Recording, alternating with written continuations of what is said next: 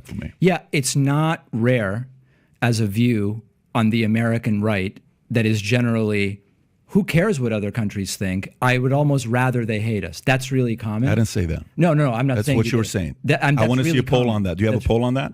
Not offhand. Then how could you say, why, do you have a poll? Give me a poll. Patrick. But no, give me a poll because that's an anecdote now. We can use this to stop any conversation. But you're doing that. But that's what you're doing, though. You just did it with the polls about liberals you're the no expert. longer like You're the Biden. political expert. I'm not. Oh, come on. You're the political expert. What you just did, no, you're being silly. So I'm giving you exactly what you've been doing for the first 30 minutes. Now it officially bothers you. No, it doesn't bother me. I think it's silly. I think we don't get anywhere. But wait a minute. But what you're saying is that if the argument you give, I said, show me a poll, show it to me. You can't do it. There's a difference between you what? saying that there's a specific opinion among voters that they were motivated by a particular reason. We have polling on that. We just have to find it. You like to use that, but not when it works against you.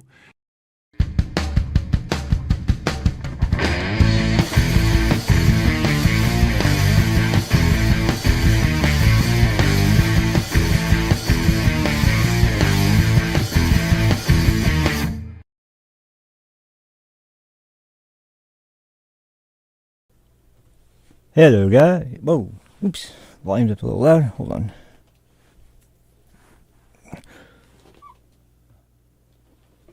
Okay. Should be. Yeah, there we go. So, hello. Oh, man, it's still loud. What happened? Oh, I know what happened. Sorry. 2 seconds. Okay, we should be. Yeah, there we go. All right. Sorry about that. Yeah.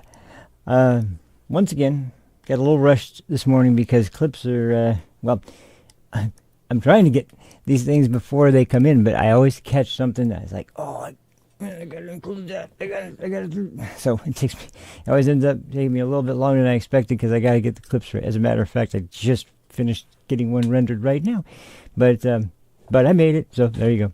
And I'm trying so hard to make it at 11:30. It's just like every day, there's something that comes in. It's like, but. Actually, since after the election, I think things will start to finally settle a little bit more as we go on. But to be fair, I do apologize for always being just like I'm trying to keep it a tad late. Finally got the schedule up, my intended schedule at the very least. But anyway, and also there is one other aspect I better mention today because I'll just mention it right off the bat. I haven't done this yet because. Well, it just hasn't come up, but it was bound to come up eventually because, we talked about the media yesterday, and we mentioned, essentially that the age of the trust in media is starting to become so blatantly old at this point, and they're so obviously wrong too much now to where it's really going to be a situation that anyone's really going to pay attention to them seriously. Maybe as something to have on as background noise, but not anything that people are going to be paying strict attention to really get a good picture of what's going on in the American elections or American elections or political party just projections of how anyone's going to be able to perform when it comes to demographics and voting. Is like their ability to accurately call for one party or another is not doing so well. And another thing that's come up since then, it's been real quick, just to stray off topic for just a second, has been they keep bringing up 2022 like hey, we had this data in 2022. It's all over the place.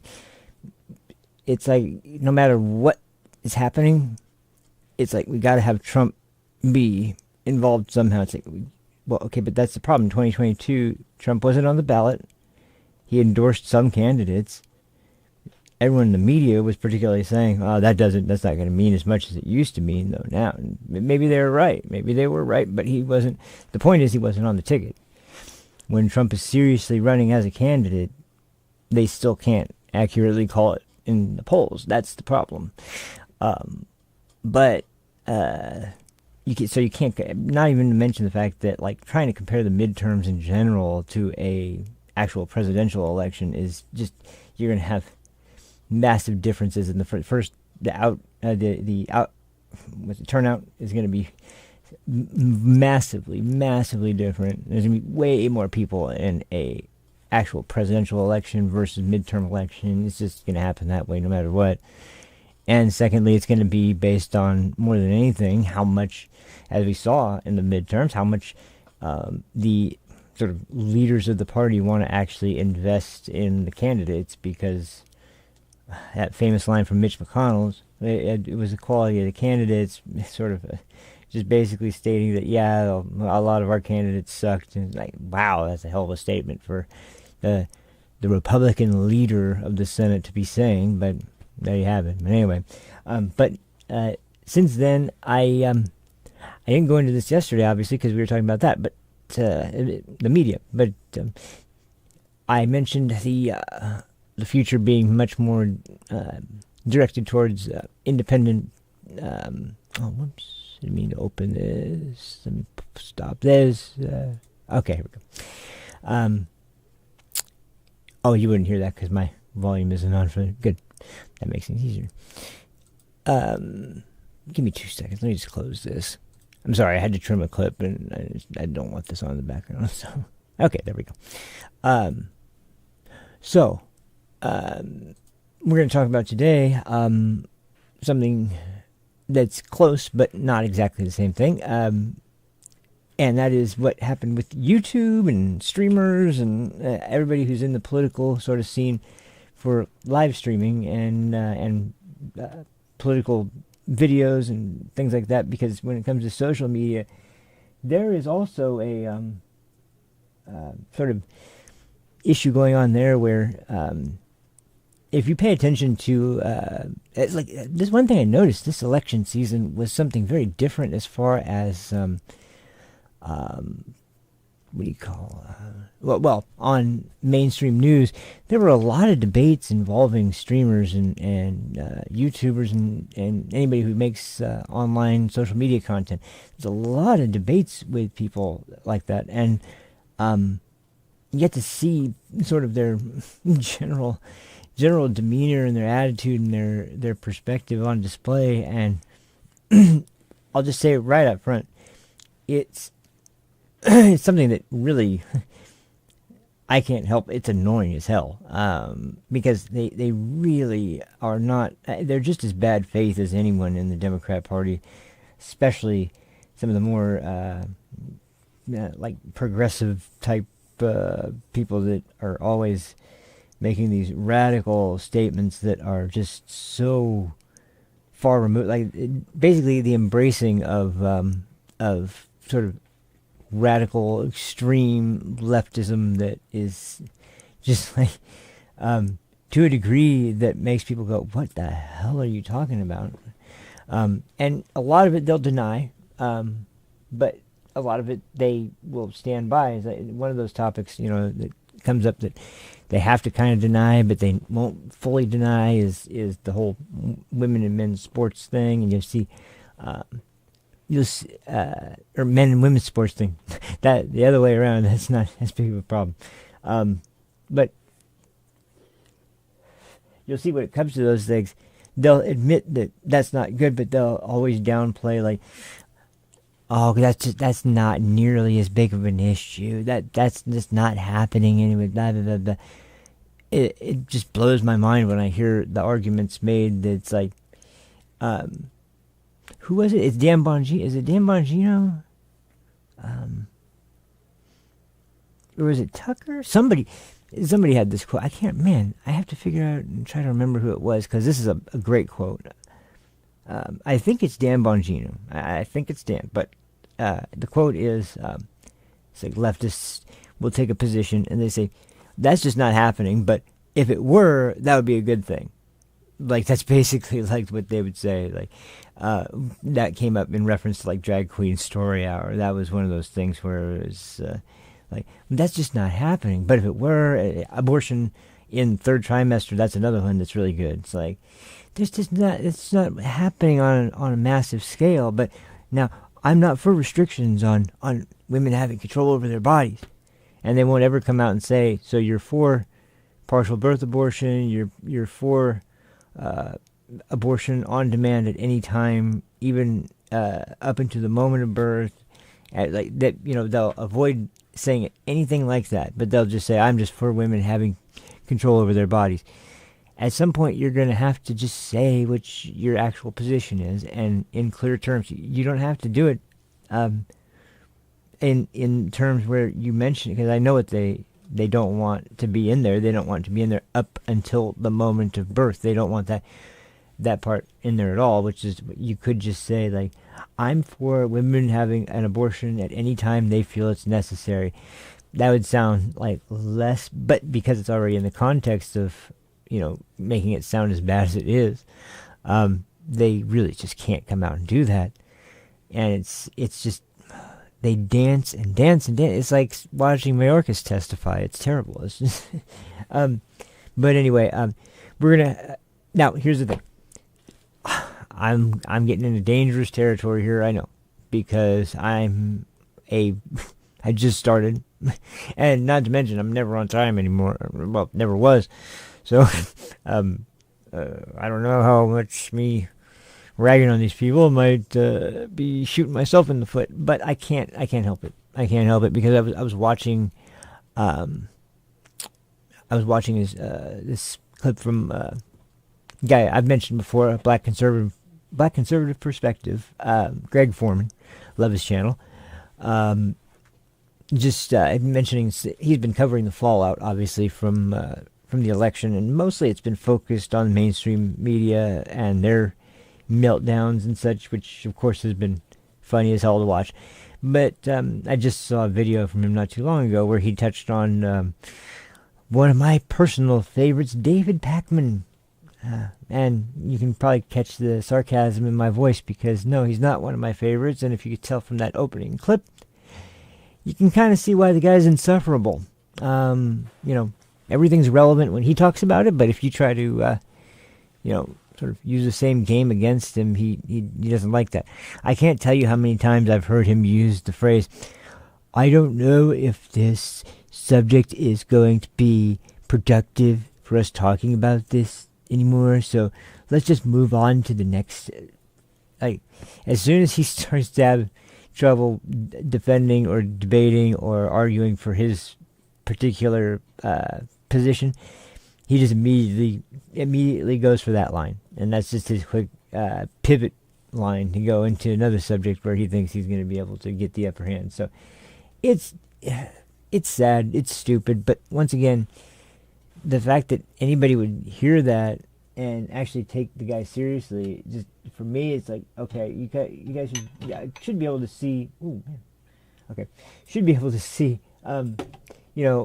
that this guy is not really presenting a perspective that is like any more than wishful thinking at best. Like, there's no real concrete data that he can cite, other than the main reason this came out is because there's the whole, like, the day before the election, there was this sudden poll that came out that was talking about how Iowa was all of a sudden going to potentially go for Kamala. And you could tell based on the fact that, okay, it's Iowa, there's no way in hell that just out of nowhere there was this massive surge for Kamala. But there was some kind of weird poll that must have been done that had some kind of, like, some sort of method behind it that was meant to ensure that there was some kind of tilt in the way it was measured. I don't know how they arrived at the conclusion, but somehow they arrived at the conclusion. And the whole idea was obviously to make it be sort of a rally call to get everybody motivated enough to go out and make sure that they didn't lose any voters because of how obviously bad she was doing in the polls up until that point. But even if there was going to be something where she was going to suddenly mount this comeback, Iowa was not the place it was going to happen from. And yet, all of these people on the left, especially for some reason, streamers and content creators of all kinds, all of a sudden started just jumping onto this like this was super exciting news and that this could change the whole dynamic of the election. It's like, no, it's a poll that's out of desperation and has no real weight behind it. And we saw, obviously, that was the case. But, and by the way, just to give credit where it's due, Black Conservative Perspective, his channel, Greg Foreman's channel, he flat out called it immediately after that came out. Like, this is what's going to happen, and this poll is made because exactly what I just said, that it's to get people fired up to actually go out to vote, to make sure they don't lose any voters because of this feeling of like it's hopeless or something. And he was 100% right. And so like it wasn't like it was some big secret. You could tell if you actually looked at the rest of the electorate and the polling data from anywhere else. And the problem is that, and people have been mentioning this whole election cycle, that the polling, most polling places in the U.S. have had a very difficult time getting any kind of accurate polls when it comes to Donald Trump because of, well, he's underperformed in every single poll where he's been in the election.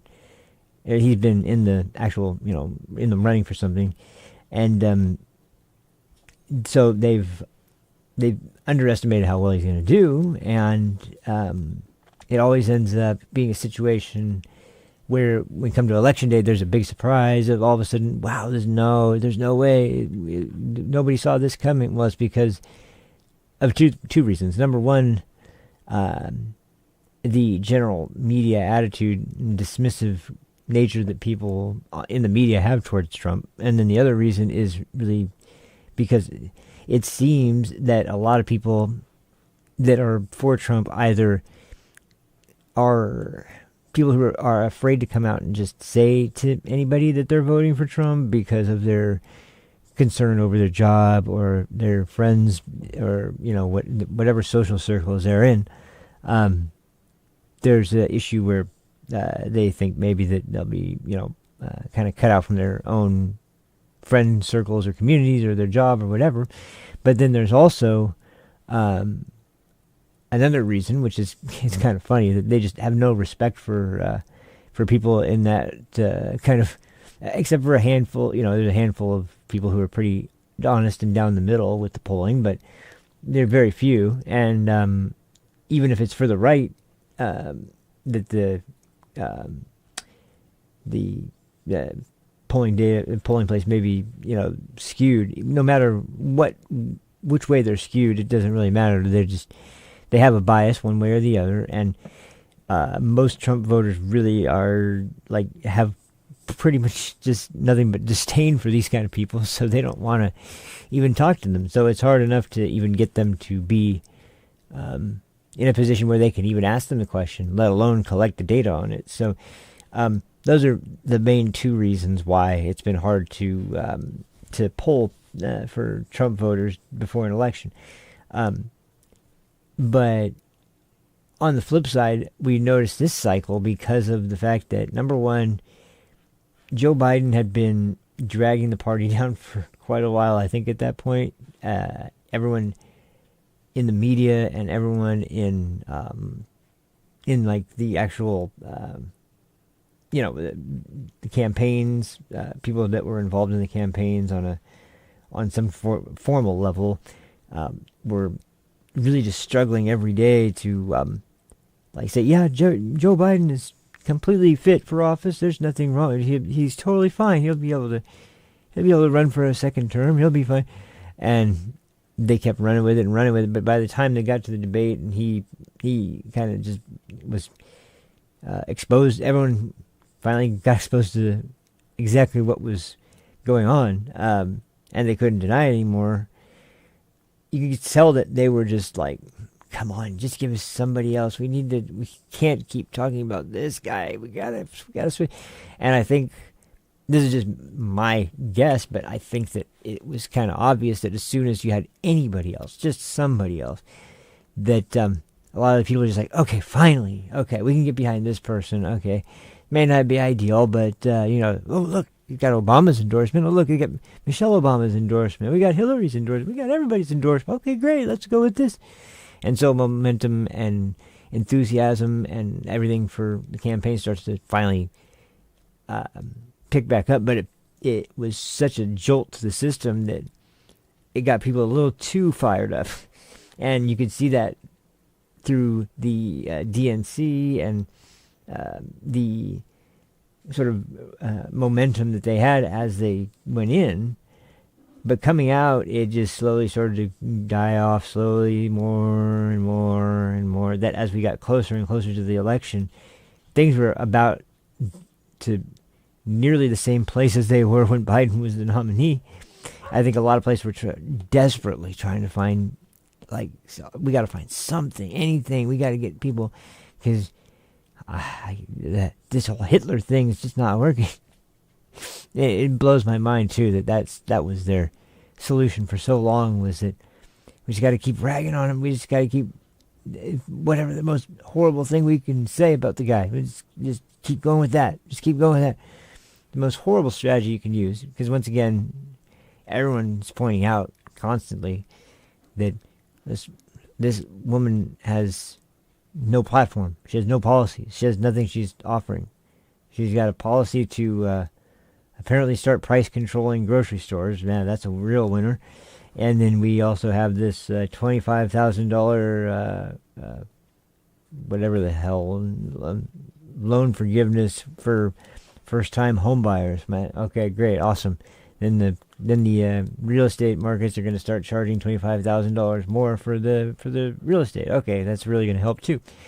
So it's just, there's not one policy or not one position that was really, something they could get behind. The only thing she ever said at all that really was exciting was no tax on tips, and she stole that from Trump. It always surprised me, though, that she stole no tax on tips. She didn't take no tax on, what was the other one? There was one other category she said no tax on tips, but Trump did. Did she do overtime? I don't think she did overtime. I really don't think. Anyway, there was no tax on tips, no tax on overtime, no tax on Social Security for seniors, and what was the third one, or the fourth one? There was one other one that came out later. I can't remember what it was now off the top of my head, but I remember those three in particular, and it was always really weird too, because of how many people that are retired that would definitely massively benefit from no tax on Social Security. And yet, personally, for me, I was just like, man, a lot of, because, it's mostly people that watch mainstream media and believe still mainstream media. And it was that kind of crowd that was still ardently in defense of Kamala, just because it was the Democrat nominee, and of course those people are still devoted viewers of the legacy news media, and even if they go for Fox, they're going to be having somewhat skewed perspective. They're going to have a skewed perspective mostly in the other direction, but they're not going to know, like, really on the ground what's going on, because on the ground, when you saw anybody interviewing anybody, any interview that came out around when people were talking to people going to Trump rallies, or people that were obviously they've been asked ahead of time, who you're voting for, anybody that was voting for Trump, there was constantly two things cited over and over again. It was the border, and especially, probably even more than that, was the economy. The economy and the border were by far the two issues that people were the most interested in. And because Kamala wouldn't really go into any detail about what she was going to do to fix the border, because she really had no interest in fixing the border, the only thing she would even hint at as something she was doing to benefit people as far as the economy goes was the two things I mentioned already, and those were things that aren't going to help anybody anyway. As a matter of fact, they're going to just make things worse. And this is also a situation where I don't think that, unilaterally, and maybe I guess that would have worked, but I mean, the whole college loan forgiveness thing, that was taken to the Supreme Court, and it was ruled as something that was not constitutional. It was ruled they were ruled against. They weren't supposed to be giving people that money for loan forgiveness for student loans, and they started doing it anyway. And then they started doing it again for a second time, and they weren't supposed to do it. And the same thing with the board. They were told that they couldn't. It wasn't that they couldn't do what they were doing at the border. The main thing was that you can't prevent Border Patrol or prevent local law enforcement from enforcing federal immigration law. And that was the biggest problem, was that, as I've said before, they were cutting holes in the fence, and they were lifting up barbed wire with forklifts, and they were trying to help to remove barriers that were in the way of immigrants getting into the country. And that was completely beyond the pale, and obviously shouldn't have been legally permissible, and yet they're doing it anyway. And then even when they got all the way to the Supreme Court, and they said that no, this is they ruled against it, they still were doing it. And I've seen video clips where literally federal agents arrive at the border, come to a section of wall where there's a gate and a padlock. They have a pair of bolt cutters. They cut the lock and let everybody in. I mean, it's a joke. It's an absolute joke, and people can see that over and over again because, once again, this is the reason why people were getting murdered, and why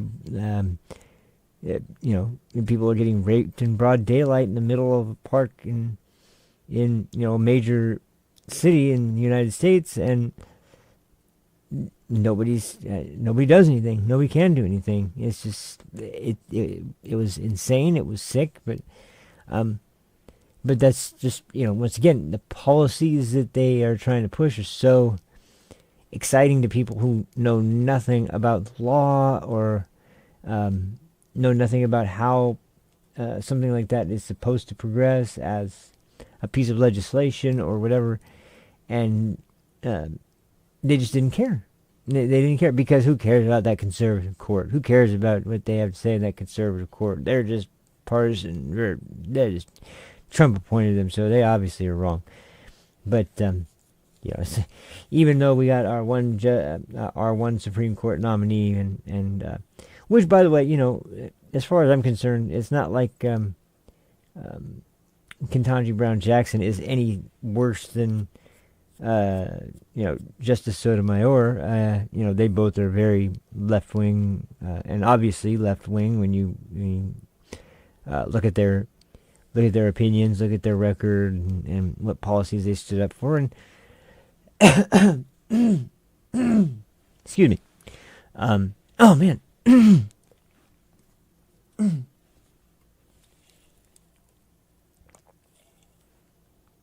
Jeez, sorry. I don't know what's going on there. Okay, I'm good. As far as Ketanji Brown Jackson, I don't have any disdain for any member of the court. The left most certainly has a problem with the court, but and it's because they took everyone's precious Roe versus Wade. Yeah, okay. It's ridiculous that so many people say that from a state where not one thing has changed. But anyway, that's beside the point. Going back to my original point, though, give all these people that are streamers and do political commentary on YouTube and on wherever they stream to, or do videos or whatever, and they're seeing these things come out not long before the election, and they don't do any critical thinking about the situation. They just immediately do what they seem to always do and do best, is use that as a springboard for more hypotheticals. and this has been my criticism of left-wing creators for a long time. They work on hypotheticals based on hypotheticals based on hypotheticals. That's how they debate against people on the right, and that's how they come up with strategies for how things are going to go. And it's such flimsy logic that you can dismantle it with, like, not one. It's very easy to dismantle it, because as it relates to the Iowa thing, it's like, well, let's look at Iowa, okay? And then if you looked at the data coming out of Iowa at the time, it was like, okay, but wait a minute, this doesn't make any sense, because we haven't seen any kind of major shift in the state yet this cycle. We haven't seen anything massively change here for actually, since the last. Oh, and by the way, I had to correct an error I made. I did make an error about the Republicans winning the popular vote. I was wrong. It doesn't go all the way back to Reagan. It does just go back to George W. Bush. Sadly, it's only that far back. I was wrong. But his second term, he did win the popular vote. But it's just, once again, it's been since then. There was that'd be 1, 2, 3, 4. Yeah, four elections since Republicans won the popular vote, and they won.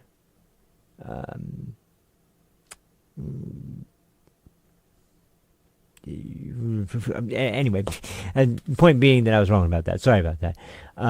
But it's just, I remember after the biggest point was, I remember after the election with in 2016 that one of the reasons why the Russia thing was so prominent was because of the idea that the Russian hackers targeted just the right places to get the vote just over the edge for Donald Trump, so he could just barely squeak out a win, because it was all Russian hackers doing the work and making sure that the votes was swayed into it's like it's so ridiculous. But that was part of the argument, was that Hillary won the popular vote.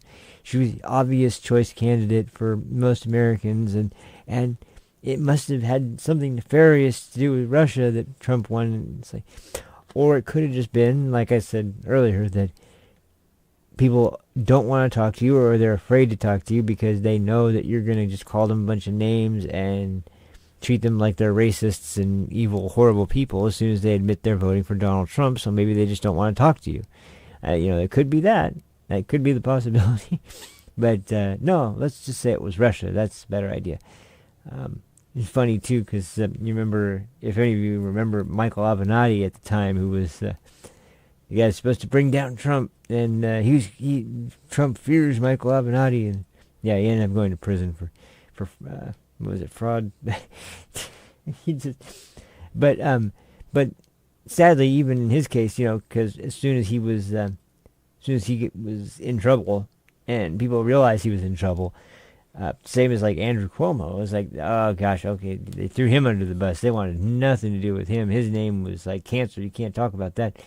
He actually made a statement after he, I think it was, as he was, he got out of prison already, didn't he? I think he did. Either way, though, he made a statement that, because when Trump was facing down all of this ridiculous lawfare, and it was at the height of all those cases that were coming up. Michael Avenatti actually made a statement that was sympathetic to Trump, saying that I really understand how political legislation, or political what's it called? Gosh, political lawfare. Being enforced for no reason other than trying to take down a politician or a political figure, anybody, just because that you want him removed from a race, or removed from a candidate for a certain party, or whatever the reason. It's not how the legal system is supposed to work. It's not how the our elections are supposed to work, most certainly, and it was just a stain on the country's reputation for having a history of being pretty consistent and respecting the process of elections. Don't get me started on the whole peaceful transfer of power shit, but anyway, the point being that even Michael Avenatti could sympathize with Donald Trump after what they're pulling with him for how many cases. And now that he won the election, of course, even hearing statements coming out from, what was that judge's name in the last case? The dude whose daughter was working for the DNC, and gosh, I can't remember what his name. Mershon? Yeah, Mershon. That was it. Even he's already come out and said, yeah, there's probably going to be a case that we're just going to have to, we're just going to pardon the charges, we're dismiss the charges, and because he knows that, it's like, okay, I don't want to be trying to stay for this idea that we're gonna persecute, we're gonna prosecute and finally sentence the current president-elect to prison for X amount of time now, because that's not one position he wants to take. But anyway, it's just, there's been so much that has been taken and blown out of proportion to this massive scale because it's Trump, and of course, as I mentioned yesterday with the legacy news, the same thing does exist in online content creators that lean left, and it's way more extreme than anything you'll see from someone who's a more right-leaning or conservative streamer or podcast. And it's insane how much these people just kind of live in their own bubble and believe only what comes out that they'll actually give the time of day to. Like if it's more mainstream news, or if it's a really big name creator that is on the left or whatever, it's just constant. It's just a constant circle jerk of just trying to present this rosy picture of everything that's happening, and it might look like things are bad, but he's got a real shot of winning. That this could change the entire situation. No, it can't, and it won't, and it's just, you're too desperate, man. So what happened today, in particular, that was really interesting was that. As I mentioned before, David Pakman. Mr. Pakman goes out and starts talking about how all of a sudden he's losing a bunch of subscribers. Oh, what happened? Oh, no, my goodness. Oh, how could you do such a thing? Yeah, I was wrong, but I admitted I was wrong. I just comment on politics. Yeah, no, you're trying to mislead the country, buddy. But more importantly, he tries to frame it as this big issue where people on the left are going to be having their... I can't believe you'd go this far out on a limb to try and play the victim in this situation, but he goes there where he's like, all we're trying to do is present, the left side argument for why we believe things are going to be work out in our favor. No, it's a little more nefarious than that. You seem to be just telling people what they want to hear, and then when it comes to the point of that not being true, what do you think people are going to feel like? They're going to feel like you were lying to them, or you betrayed them, or you were negligent, or in some way you just didn't do your due diligence, obviously, and they're going to feel like, well, why should I even listen to this guy? It's not anything more or less than that. That's pretty much, and that's how, by the way, I think it should work, is that if you trust somebody enough, I mean, why would somebody want to follow you and pay you, not out of necessity to watch your show, but of their own free will, just because they believe in what you're doing, if they find out that, you're so woefully removed from reality that you can't even tell that when they call a state like Iowa for the for the Democratic candidate 2 days before an election, when things are looking terrible for that candidate, that Iowa would be the place to look for hope. It's so, like, anybody that has followed the situation would know, like, okay, that just doesn't make any sense. It's like, and I saw most places barely paid any attention to it. They may have brought it up just to quickly kind of go over what in the hell is going on here. Why is this? But it was stirring up so many people on the left that, and I think a large part of it goes to people like David Pagman, like Kyle Kulinski, these people who have fairly big audiences, but just for telling Democrats what they want to hear, not telling them the reality of the situation and the truth of the situation, just reinforcing left-wing stereotypes that are, quite honestly, pretty disgusting when you get down to the substance, because this is how you get Trump is a fascist. This is how you get Trump is a dictator, and Trump is going to be the next Hitler, and Trump is this and that, and that's how you get this kind of stuff, by using these kinds of arguments that are so far removed from reality and based on nothing but wishful thinking and a need for audience growth and whatever. But they started.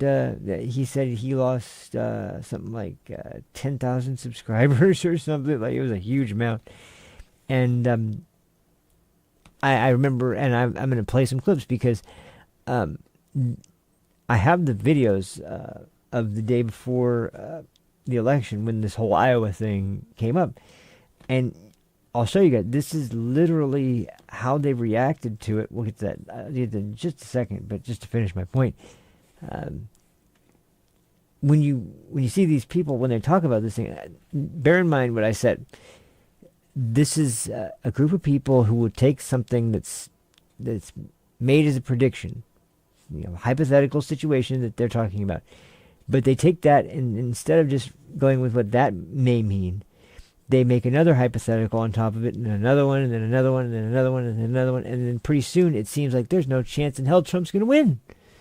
You just built this huge freaking argument, except for the problem is that not one piece of that argument is actually based on anything concrete or real that's actually happening. You've just built it up from a bunch of hypotheticals that we have no idea if they're true or not. And so, and that's how by the way, when they debate people, that's how it goes too. That's how you go from, so you believe that Trump should be president. Okay, so what, you believe that, I guess you mean you believe that immigrants are also poisoning the blood of America, right? So you believe that immigrants are actually just like the Jewish. So you believe in Hitler, I guess, right? That's what you believe. Is you believe that they will do that kind of thing over and over again, and it's like it's just piling up this rhetoric of like, well, if this is true, then this must be true. Well, then this must be true, and this must be true. So you're obviously a Hitler supporter. And it's like, no. Actually, no, I'm not. And then people are kind of left dumbfounded. I guess it's kind of a good strategy in that regard, but when it comes to actually, being a legitimate tactic for making some sort of prediction about something, and it's actually what you're going to base. You're staking your reputation on these statements. You're staking your reputation, your whole channel, and your whole your entire body of work, and somehow that escapes you. And then when people unsubscribe because, well, you've said something completely way off base and you're completely wrong, then you get angry and worried and make this argument that, if we're not around to make this kind of content, you're only going to get one perspective. And nah, trust me, there's plenty of people out there that are going to be able to take your place, man. There's plenty of people out there, and hopefully another generation of people that will be more honest in the way they actually debate. But regardless, there's plenty of people that will be willing to fill that role. Don't I think for 1 second that we're going to be lacking in terms of diverse voices for political commentary. But it's just the narcissism of that way of thinking is really the part that bugs me the most, because these are usually people that, now I'll be honest when I talk about things like this, and just mention that I've never been somebody who is a super data driven, like always super focused on polling data and from what state and what county and what city all this data came from, that data came. No, I'm more into the social and cultural sorts of discussions, and why people are kind of in the demographics they're in, or why they choose to vote the way they vote, or why they choose to, getting even away from politics, why people are interested in what they're interested in, the types of media that they consume, the types of if they play video games, if they listen to, what kind of music they listen to, what kind of things they do as hobbies, things like that. Like I really am more interested in the correlation between those types of things and economic situation or cultural dominance, in terms of like what is the culture at large most interested in at the moment, and what is more of a fad, and what's more of something that is here to stay as major major interest of Americans and things like that. That's my area of interest, and that's my area where I feel like I have the most knowledge on the type of influences that people are exposed to, that makes them kind of tilt one way or another as far as things like that go. I'm not particularly super up to speed all the time on polls or like census data or things like that, but when it comes down to some things that are just like just obvious about any given area of discussion, I try to stay pretty up to speed on the like for example, here's a great example. If anybody remembers, if they're old enough to remember, in 2000, in the election, Bush versus Gore, Florida was a swing state at the time. It was a very competitive swing state. It was one of the most competitive swing states. It was what Pennsylvania was to this election. That's what Florida was at that point. It was a really competitive state. The electoral votes were high, and it was a state that was basically always up for grabs. So it was one that was highly coveted. And people after the election had mentioned over and over on the left, especially, that because George Bush's was it his brother? Yeah, his brother was the governor of the state. Jeb Bush was the governor of the state at the time, and that was why he won. And And it's like, so, which it turned out it wasn't. But that was, even I'll admit, even I was curious enough to want to check into that for a while. But the point is that now look at Florida. It's very red. It's very red, so much that DeSantis won the last election in a landslide without any problem whatsoever. So yeah, it's that's the kind of thing I'm talking about, where I was like, I'm interested in knowing the trends, but not really exactly sure exactly at what point and how and why. Like, I know that DeSantis, when he first ran and won the first term for governor, it wasn't nearly as big of a it was a very close race. He just eked out a victory, like just kind of squeaked it out just barely. And he also had Trump's endorsement, so that was why there was some bad blood there for a while, because Trump kind of felt betrayed when Ron was kind of, and it wasn't Ron's fault. Ron was kind of just christened the next in line after Trump by a lot of people on the right, and that's one reason why I kind of have I kind of look a little sideways at people when they were hyper Ron DeSantis voter at first, and because a lot of them were all the way to the point of like really seriously trying to tear down Trump to make DeSantis the candidate. And I'm sitting there going, wait a minute, hold on a second, hold on. This guy has been. It's not about the respect or anything like that, but this guy has just had his home raided by the FBI. He's got all these federal investigations into him, and he's still running for election. And you're gonna beat up on him for, not being super polite in the way that he debates. It's like really? It was because it was all about personality and character and people were really tearing apart his the way he had been reacting in terms of the upcoming primaries. And it's like, well, he's having to appear in court like constantly, and it's kind of taking him away from the campaign. And honestly, he goes on that stage and debates with these other candidates, even though he's still got the lead.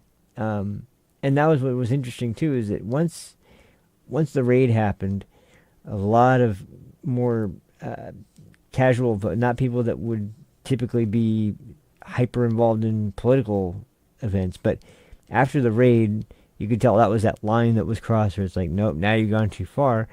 And that should have been kind of obvious to anybody on the right, especially, but they were still like trying to stick with DeSantis because of this idea that just Trump isn't palatable to the American citizens after all the rhetoric he said about this and that. It's like, I don't know. I'd look again if I were you. But then once again, like I said, then they start almost taking jabs at Trump to kind of hoist up DeSantis. And once again, to be fair to Ron, he was never a guy that played that kind of game. I didn't think it was crossing a line. I did think it was kind of pushing it. But the whole Ron DeSanctimonious comment from Trump, it was like, yeah, it was a little, much. You're coming up to the line on that one, but I wouldn't say it was crossing a line because it was such a goofy name, Ron DeSanctimonious. It was so goofy on his face that I couldn't take it seriously. I don't even know if Trump really took it seriously, but I do know that once it was clear that he was the candidate and Ron was backing him, the first thing he said was, thanks Ron DeSantis for your endorsement. It's great to have you back. You're a really important part of this movement. And it was just like, so yeah, there was never really probably any bad blood there. He was doing what Trump does. He was playing his part the way he needed to play it to make sure he secured the nomination. But it was like I kept hearing people still argue all over and over again that no, it's going to have to be a candidate. It can't be Trump. It's got to be a candidate that's going to have a little bit more class. It was just like, okay, who is the one that's proven to have a pretty damn good track record with the working class and with who shifted the election in 2016? It was like they'd forgotten how big the movement was in 2016 and what a cultural shock it was to even Republicans that you have this new candidate, this new movement that is really, really changing the demographics of the country. And now to this day, I think moving forward, especially because whoever carries the torch after Trump is going to have to be somebody who is going to be able to, that's why J.D. Vance is such a fantastic VP, but it's going to have to be somebody that's got that connection to the middle class and the working class citizens of the country, because that's how much the party's changed. And unless the Democrats do something drastic and finally actually do some introspection and stop blaming everybody else, then they're going to be stuck with nothing but the elite, Hollywood types of people that are going to do the exact same thing for them that they did in this election cycle, which is basically nothing except embarrass them by putting out ads saying you should lie to your husband and putting out ads that, are just like an absolute joke. But anyway, I got off on a tangent. I'm sorry. So let's move. I'll move on to what I was gonna finally show you guys. So this is the day before the election, and these are a handful of clips that are from, once again, from David Pakman and from Kyle Kulinski specifically, about what huge deal is going to make, what a big difference this is going to make, and when you hear these predictions, I mean, obviously we're in a place now where we know what happened, but just listen to how wild and crazy out of left field this whole line of thinking actually is. It's just it's crazy. So anyway, let me just make sure I know it. Oh, I think it's in yeah, it's in this folder.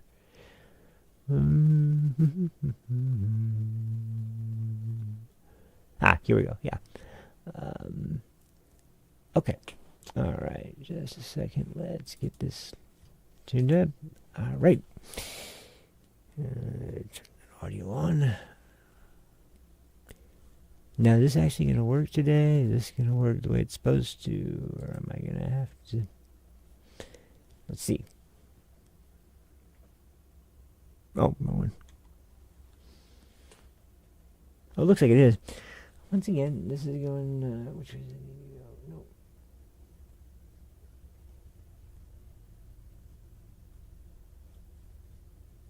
No. Okay, there we go. You know, I think the problem is this is not.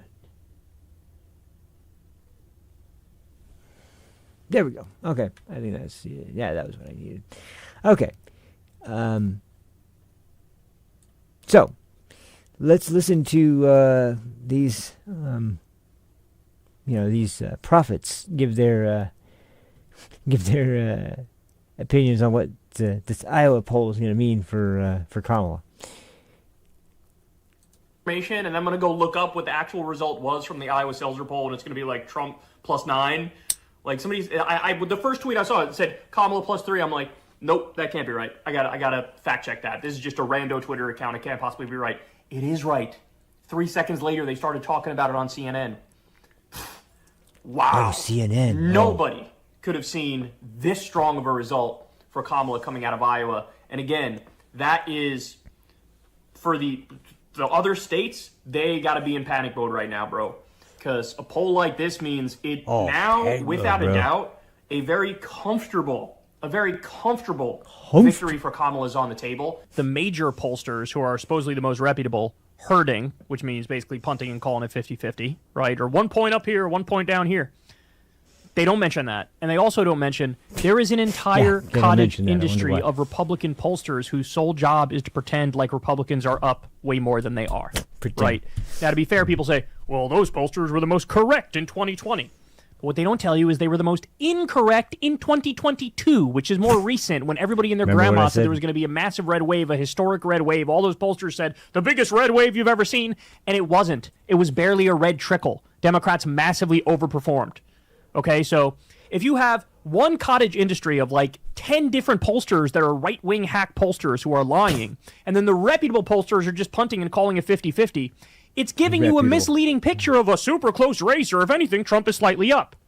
When all of the real data we have, if anything, is showing the opposite. Namely, there's one super thorough poll from YouGov. They are not herding. They did 48,000 likely voters, and they found Kamala +4.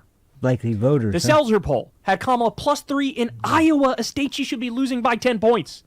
And then you have the early voting numbers, which have been very good for Kamala and the Democrats. They weren't. And so this is what they're saying. I'm way more bullish on Kamala than they are, which is why my bad map for Kamala, as I pointed out, is Kamala 276. My good map for Kamala is Kamala 355, where she wins Iowa and Florida. Polymarket, which is the Peter T. 355, where she Kamala, as I pointed out, is Kamala 276. My good map for Kamala is Kamala 355. Wait. Kamala 276. My bad map for Kamala, as I pointed out. This is.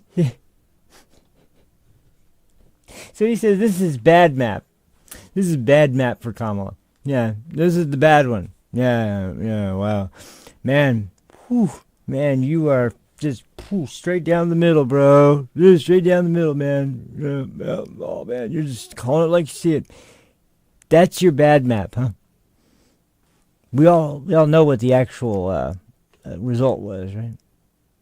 Right. And this is his supposed bad map. Okay, interesting.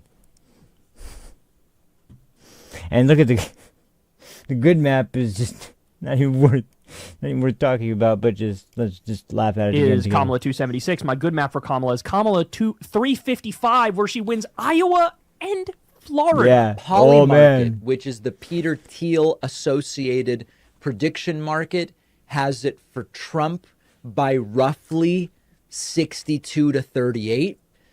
This is, of course, the big criticism of this is totally being pushed by rich Trump supporters dumping money in for Trump, and it doesn't really reflect the likely outcomes. So that's but bad. this But has the it at roughly 62. rich This Democrat is going to voters, be close electorally, unless donors, it's not. excuse me. And let me explain that. One of the growing narratives about all of the polling is that there is herding going on. Herding being the yes, idea explain it to us, David. that you What does have a that bunch mean? of polls clustered around a coin flip, and then that you come in as a pollster, you do a poll, and you go, oh my goodness, it's looking like a Kamala blowout. I don't want to be the outlier here. I don't want to be really wrong. I'd rather be as wrong as everybody else. So then you get a poll that says, I think Kamala's going to crush.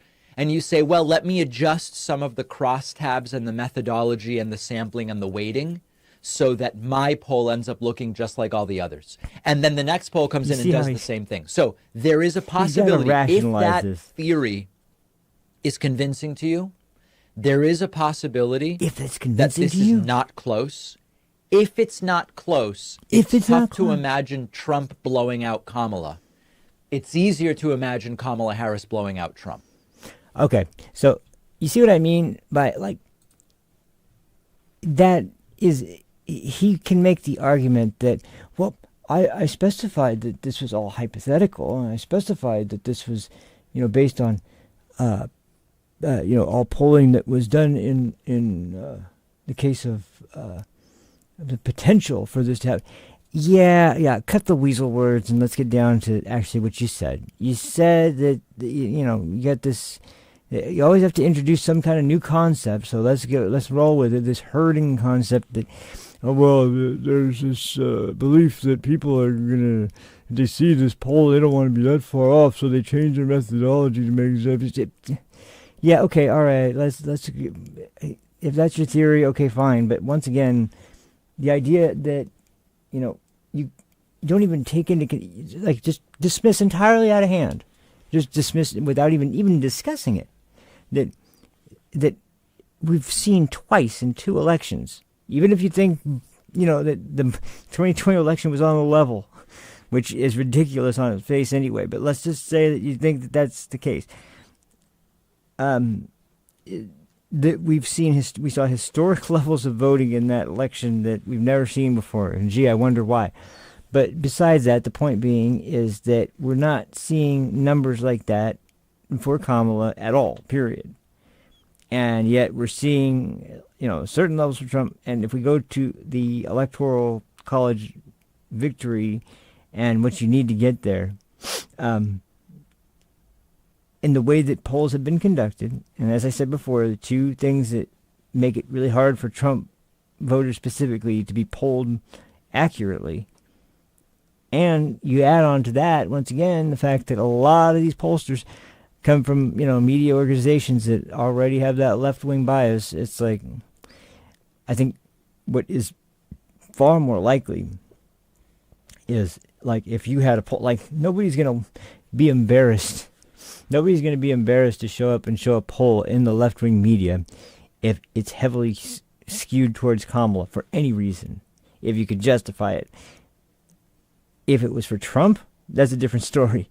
They're not going to want to present that poll at all. They're going to want to make sure that poll is like downplayed as much as possible. And then I can see people kind of like tweaking some of the numbers to make it seem like because ultimately, this is something that came out in this election a lot more than others. But people were talking about how basically what it boils down to is the more demoralized voters that are like, well, what's the point? It doesn't matter. She's going to lose anyway. He's going to lose anyway.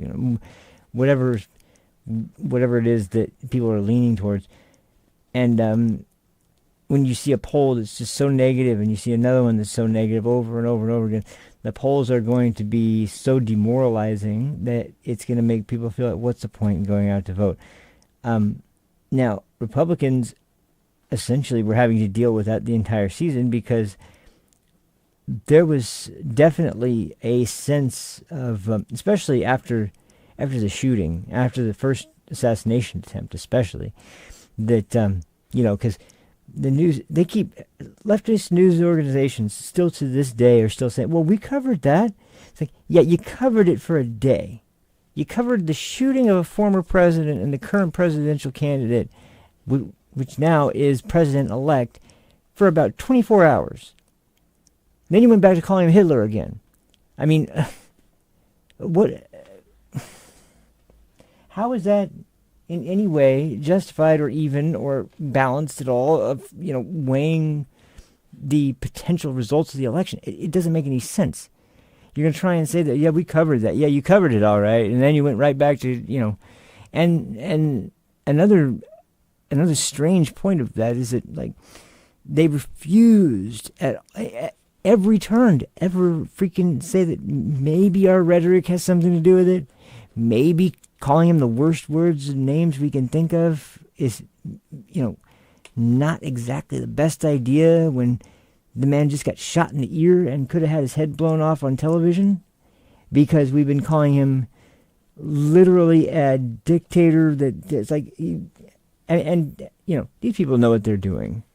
They know what they're doing when they're talking about the enemy within. Once again, Maria Bartiromo was still pissed off because they aren't even mentioning that it was her interview. They're not showing her asking the question. They're not even telling anybody what the question was. The question was based on, especially when it comes to groups like Antifa, little bitches that run out with their black bloc and go and destroy public property when they don't get their way, like a bunch of little babies. The question was, are you worried about violence like that if you are elected, and something like that happening on either the day of the certification, January 6th, the day we should never speak of, or are you talking about, or on inauguration day, are you worried about anything like that going on? And he said that was when he kind of went into the discussion about, yes, it's more dangerous than a lot of other things. There's always this discussion that the enemy from within is the most dangerous enemy. That's what he was talking about. He wasn't talking about Nancy Pelosi or Mark Milley or General Milley. I guess I'll say that, or anybody in the government or anybody in the military. He was talking about left-wing protesters. And if you're going to try and act like there's no danger from left-wing protesters, might I point you to the college campuses and Jewish students and what's been going on there since the war happened in Israel, in Gaza. I think that there's a little bit more danger there than, from just the just your average run-of-the-mill protest. And they don't play any of that at all. Nobody tells anybody the context behind what the enemy from within comment was meant for at all. That was the context. That was the interview. Maria Bartiromo on Mornings with Maria, or was it Sunday Morning Futures? I think it was Sunday Morning Futures. She has a show every day during the week. It's called Mornings with Maria, but on Sundays it's Sunday Morning Futures, so she got to be confusing like that. But no, she's cool. Yeah, she had an interview with Trump, and that was what they're talking about, and that was what the comment was about. The same thing with the bloodbath comment. It's like, oh, he's saying there's going to be a bloodbath if he's not elected. No, he was saying the automobile industry that's already getting decimated because of the stupid EV mandates and all this ridiculous nonsense about how everybody needs to buy an EV, and now EVs are stacking up on car lots all over the country because nobody wants to buy them. And they're saying, who cares? Make more anyway. Like, we can't, there's no demand for them. It's like, doesn't matter, make more.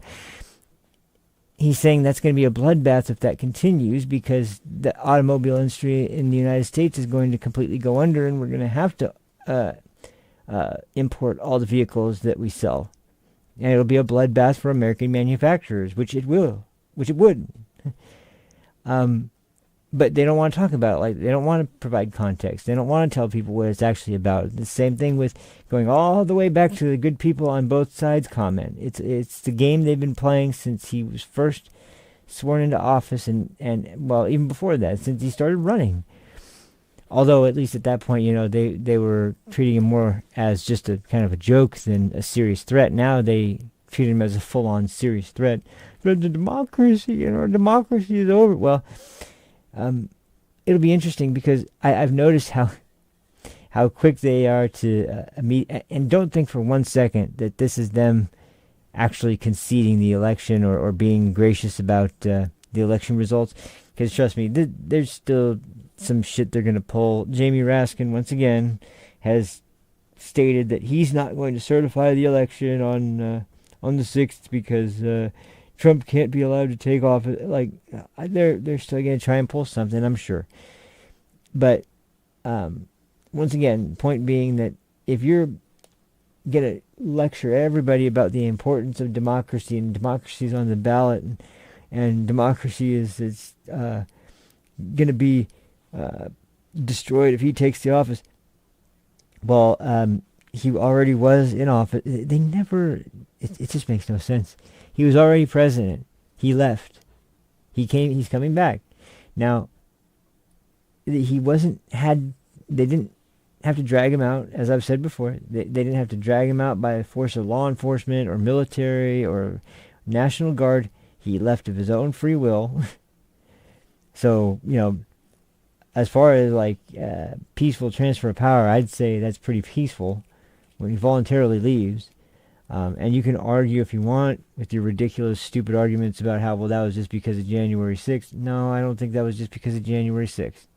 I think it was because he knew that if he didn't, it would be far more damaging to the entire country if he tried to stay and fight at that point, because even the rest of the Republicans at that point, I mean, Ted Cruz had raised the point in the, and he was one of the few that actually had the guts to stand up and still go through with his objection to the election during this January 6th meeting of Congress to certify the election.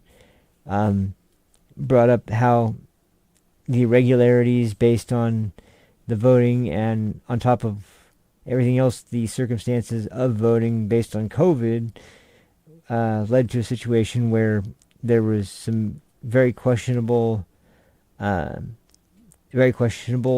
types of outcomes in certain counties and districts, and we should at least allow for a recount or a investigation into. Hey, how you doing today, Eddie Madison? Good to see you again, man. Thank you. But yeah, and I remember Mitch McConnell's exact argument, his exact words were that, let me see if I remember this exactly. That, well, maybe, okay, it's not exactly, but pretty close. His argument was essentially that if we are going to object at this point, we'll never have another election where it will be just it will be trusted ever again. We'll have to always have a big fight before we. It's kind of a valid point, but at the same time, it's like if you don't ever question the results, then what are you doing here? Is nothing more than a show, and that's it? Because if that's what it is, then I can't say Congress is as much of a function that is super important, but at the same time, I do get, because of the gravity of what happened on the 6th, that they didn't want to rock the boat any more than it had been rocked. At least the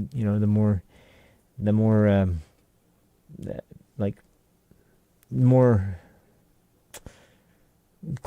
the more established kind of DC Republican types that really aren't about don't really have the same principles as the average conservative voter or anything like that. They're there because because they've been there for God knows how long, and they want to stay there for who knows how much longer.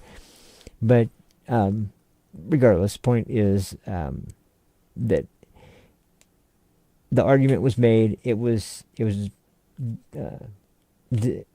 kind of overruled by the Republican leader in the Senate, and of course they had the vice president come and certify the election. And so okay, and then what happens? Well, then Trump leaves, just like he's supposed to. There was no other law enforcement necessity to or National Guard or military necessity to force anybody out. He left. He went back to Mar-a-Lago. Biden and his crew moved in, and then we found cocaine in there, and we found all kinds of other shit there. And from what I've heard, the Secret Service has found Biden wandering buck naked around the White House every once in a while because he doesn't know where he is or what he's doing. But so that's the state of things, and I think that what we're seeing now, once again, is that they're trying to put on the face that, like, yes, you see, we're the benevolent ones who respect the peaceful transfer of power and respect the will of the people, respect the election result.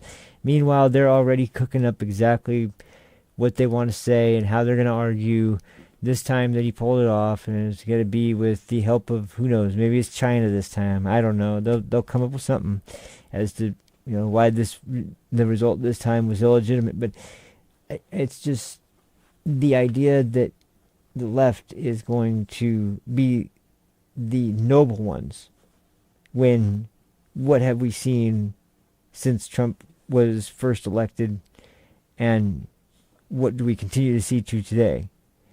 Constant references to Nazi Germany, to Hitler, to dictators, to concentration camps, and all this ridiculous bullshit. It's just non-stop.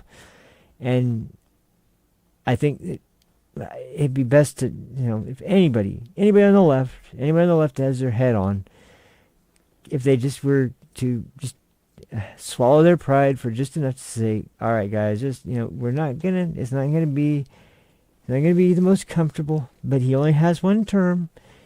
There's no reason to believe that he won't leave, because he's not going to be on the ballot for the next election. Robert De Niro might say otherwise, but he's a kook, so don't worry about him. And next election will proceed just like this one did, and whoever wins the next election, because it can't be Trump, this will be his second term. He'll do what he can do in these next 4 years, and then it'll be the end of his term. And if you're on the left, you'll be excited that you'll have a chance to elect whoever you think is the best candidate at that point. And I'll tell you one thing. Next time, maybe if you have a primary, instead of just allowing the elite Democrats in Washington like Obama and Hillary to decide this is the candidate, and not have a primary process without, this time you actually do it that way and allow the people to decide your candidate, then maybe you'll have a candidate that will actually generate a little bit more actual enthusiasm, make people actually want to vote for him, not just some, lab-created puppet candidate that literally has not one original thought or doesn't say anything that hasn't been scripted for her to say already. And it's like, maybe you have an actual candidate. And the other thing too, the whole constant misogyny it's misogynist, misogyny. We're this patriarchy. No, that's not it. And as I said yesterday, 2 words for you on that one: Sarah Palin. Ring any bells? You remember the Tea Party? But anyway, no, and I'm not even like some giant Sarah Palin fan. I agree with some things she said. I disagree with some things she said. But my point is just that it's not about a woman. It's about the woman that you want to be the candidate, that you want to be the president. Because I guarantee you, if the Republicans nominated Sarah Palin for the candidate, there's no way in hell that it would be some sort of argument for patriarchy that she lost. But so that's what really is the most annoying. And once again, if this was really about electing a woman and getting a good woman as a president, okay, let's focus on policy across the board. This idea that the only issue that is a women's issue, ironically, is the whole Roe v. Wade situation, where so the only thing women care about is abortion. I see. Okay, so it's not all the other stuff that women might be worried about, like I don't know, all their records in the Olympics being broken by biological men, or like the whole unfortunate phenomena that's caused by people from third world countries that have been let in without any kind of background check that's anywhere reliable at all, anywhere near reliable at all, and then being targeted by immigrants who are already felons in their home country, and they are accustomed to raping and killing people, and who knows where these people are and where these people are coming from and what they have done. And it's like, maybe women might be a little bit more concerned about that than the ability to get an abortion in the last 24 weeks. Jesus Christ. Anyway, so before I cut out, I just want to say real quick, I'm, like I said, I went into this kind of going out on a limb, but it needed to be said because, to be honest, I've been watching the way that people have been going to, like I said, Trump went to Rogan, Trump went to Theo Vaughn, Trump went to podcasters, and that's exactly what Bobby Kennedy said before the election this year, was that this is going to be the podcast, the election that is going to be largely decided by podcasts, not by mainstream media, not by debates on cable television. Is going to be decided in large part by podcasts. And sure enough, that was one of the biggest things, especially for Trump and for J.D. Vance also, to go on Joe Rogan. That was a huge deal. And I think that's really something that going forward is going to be a staple almost for a lot of candidates to do, is to do the circuit of podcasts. And because once again, Kamala was offered in several ways many times to go on Joe Rogan, and she basically declined, unless these ridiculous terms she set for Joe Rogan. But going into the next election, who knows what the landscape will look like? But I'll tell you this: we're gonna have to remember, because Rogan is for sure not somebody who's a hardcore right winger. No matter what they say about him, he's not a hardcore right winger at all. The only reason he had Trump on and not Kamala again is because he just had Fetterman on right after Vance, and it's interesting because he's willing to talk to anybody, and he is a guy who doesn't want to talk politics. He doesn't want to talk serious issues. He just wants to talk to the person. And I think that's one of the best ways to get to know the candidate, is to talk to them, not about policy, not about positions, not about their platform or anything like that, but just talk to them one-on-one just to chat, to get to know people and discuss find out what they're like as a human being. And that's what Joe is like, and he's an expert at that. He's super good at being able to have a genuine, authentic conversation, because he just makes people feel comfortable talking to him. And that's why I think Fetterman actually was, I think I said this yesterday, he was able to come out and say, what he did about the reason behind not requiring voter ID when we have an open border. But when you talk about somebody like David Pakman or somebody like Kyle Kalinske or Crystal Ball's freaking show, whatever the hell it's called now, and you look at the way they handle their shows, or God forbid Cenk Uygur, and oh man, I gotta admit, Anna has at least been inquisitive lately, and been on the side of at least. I mean, when you compare her reaction to this election compared to the reaction she had in 2016 to Trump winning, I mean, it's a night and day difference. There's almost not the same person, and she's not obviously happy about it, but she's not going to act like this is the end of the world. She's not going to condemn every woman that voted for Trump. She's not going. And hey, awesome, well done, Anna. I in that case, someone like Anna, I can really respect, because that's not crying, "Oh, the sky's falling, this world's over." Cenk, not so much. He's kind of the opposite. But the point I'm getting at is that I saw right after the election, or actually it wasn't even after. It was right when it was called that Trump won Pennsylvania, and so basically he won the election. He called into the PBD podcast, and it was hilarious because everyone in the audience really did not like Cenk Uygur.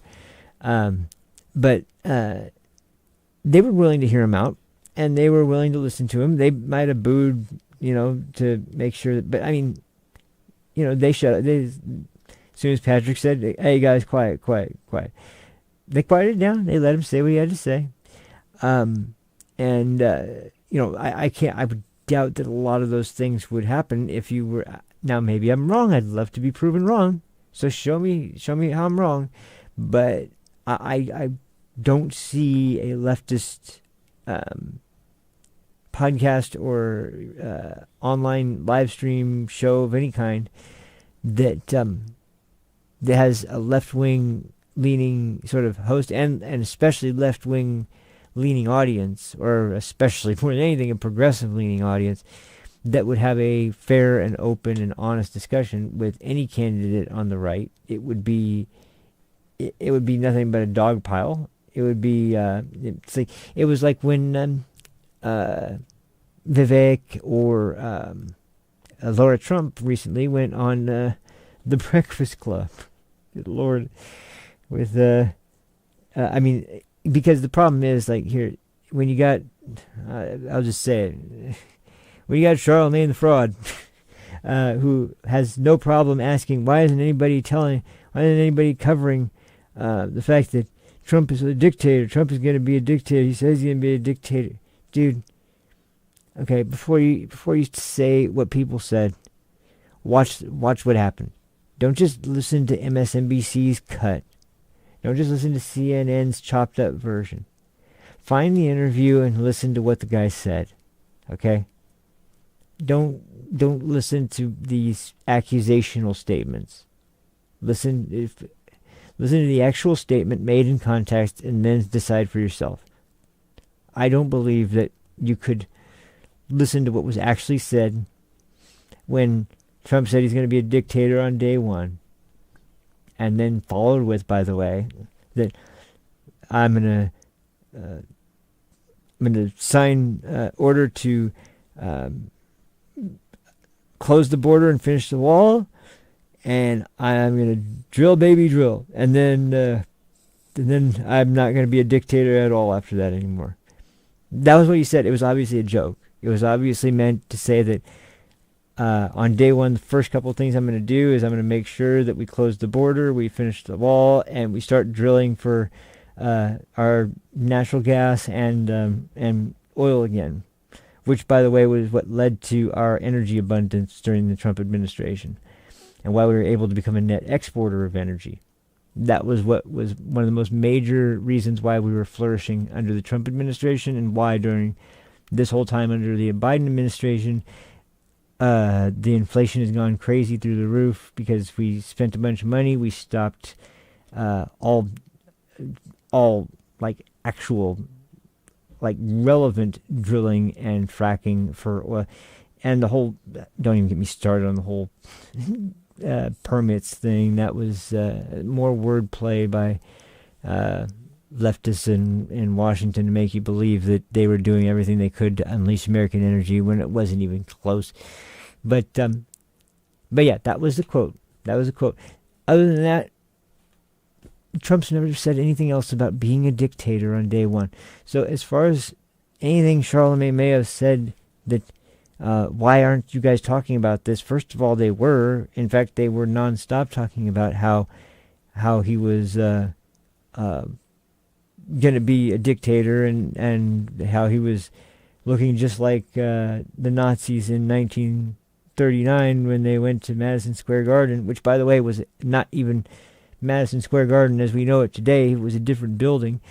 But point being that they were just drawing every comparison they could to Hitler with everything that Trump did.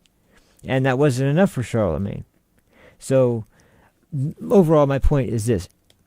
It's fine if and I'd love it if there was a left-wing station that was, or channel, or podcast or whatever, that actually would host a debate of some kind, or host an interview of some kind, or whatever, and actually do it fairly and put someone's feet to the fire, but, discuss the issues that they saw without it devolving into nonsense that was just meant as clickbait or a gotcha moment they could play over and over again.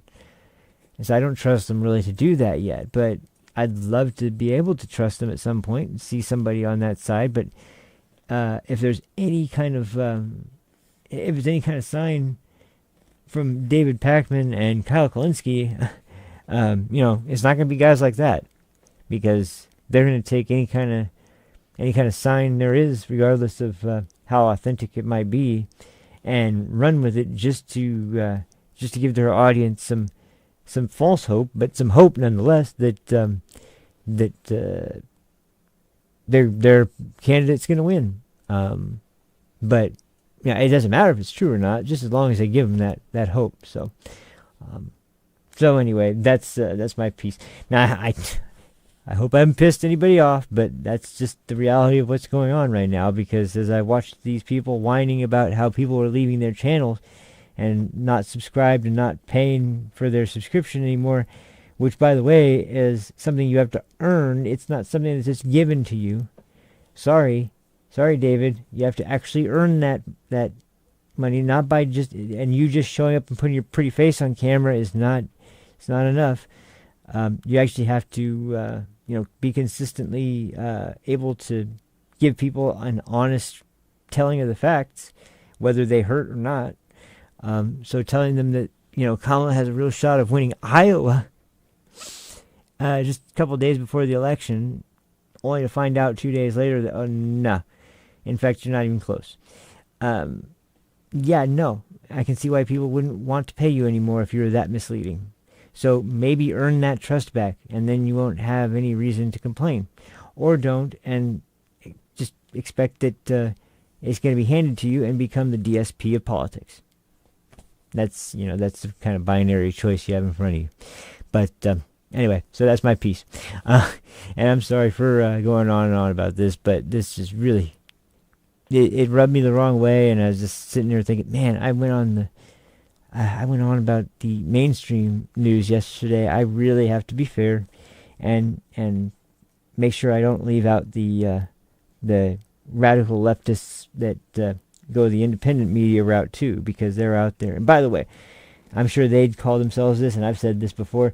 I am not an influencer. They're not influencers. Nobody's an influencer. I hate that freaking word to describe people who make videos and people who do live streams. Creators, content creators, streamers, podcasters, I don't care. But influencers, come on. God, how arrogant can you be, my lord? Anyway, that'll do it for me today, guys. Thank you so much for watching. Tomorrow I'll try to be on time.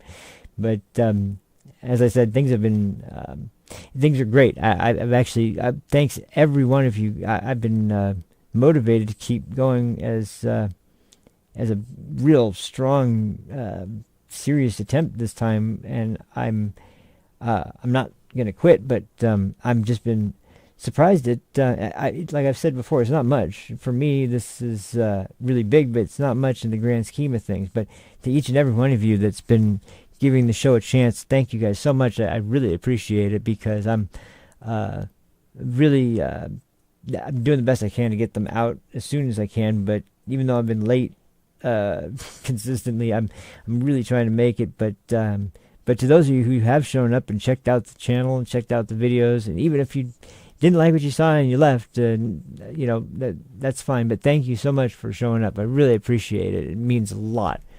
And just hoping that, because as we're coming out of the election season now, we're going to start moving into the holidays. God knows where things are going to go. But I think my channel will be able to be a little bit more fun, a little bit more kind of not so bland and based on the same kind of thing everybody's talking about. I'll be able to kind of go off on some more unusual subjects that may not be as commonly found everywhere else. So, but it's just, like I said, that was a double-edged sword of starting during election season for the show, and actually, I was comfortable with it, but I knew that as a springboard, it's going to be both positive and negative in certain ways. But ultimately, it's kind of a good way to.